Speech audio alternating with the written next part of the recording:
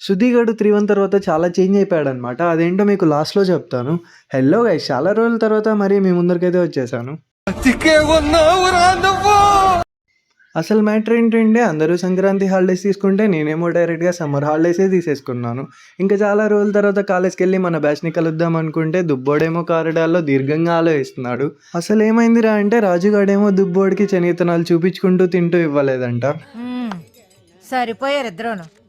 సాగుతుంది మీ అది విన్న తర్వాత నాకైతే ఎక్కడో కాలిపోయింది. ఇంక వెంటనే సుహీంద్ర గాడి దగ్గరికెళ్తే వాడేమో వీళ్ళిద్దరి కంటే దారుణంగా తయారైపోతున్నాడు రోజు రోజుకి. అసలు చైనా వాళ్ళు రోజుకో కొత్తది కనిపెట్టినట్టు వీడేమో రోజుకో తీట పనులు కనిపెడుతున్నాడు.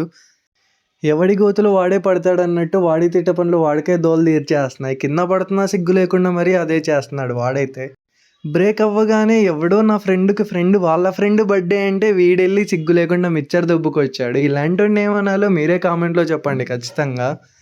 అలా వెంటనే ఇలాంటి ఐటెమ్స్ ఎలా వస్తున్నారో నాకే అర్థం కావట్లేదు. ఫస్ట్ డేనే వీళ్ళ వల్ల నేనైతే ప్రిన్సిపల్ ఆఫీస్‌కెళ్ళేలా ఉన్నాను. ఇలాంటి ఫ్రెండ్స్ మీకు కూడా ఉంటే ఖచ్చితంగా ట్యాగ్ చేయండి.